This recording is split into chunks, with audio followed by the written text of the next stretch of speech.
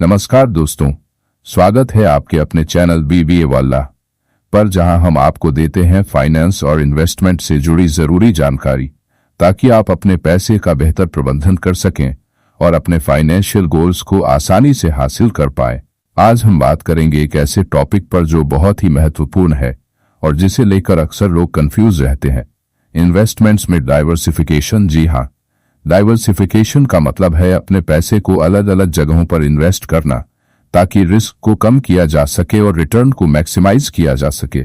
सबसे पहले तो ये जानना जरूरी है कि डाइवर्सिफिकेशन क्यों जरूरी है। अगर आप अपना सारा पैसा एक ही जगह पर इन्वेस्ट कर देते हैं तो अगर उस इन्वेस्टमेंट में नुकसान होता है तो आपका सारा पैसा डूब सकता है।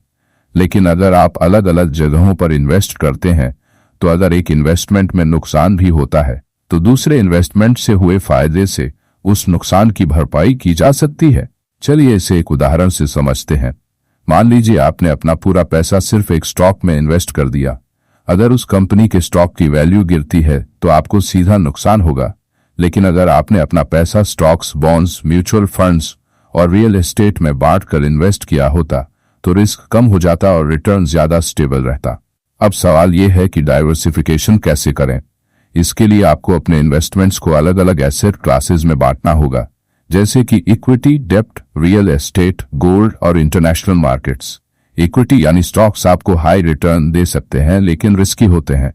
वहीं डेब्ट इंस्ट्रूमेंट्स जैसे कि बॉन्ड्स कम रिस्क वाले होते हैं लेकिन उनका रिटर्न भी कम होता है। इसी तरह रियल एस्टेट और गोल्ड में इन्वेस्टमेंट भी आपके पोर्टफोलियो को डाइवर्सिफाई करने का एक अच्छा तरीका है।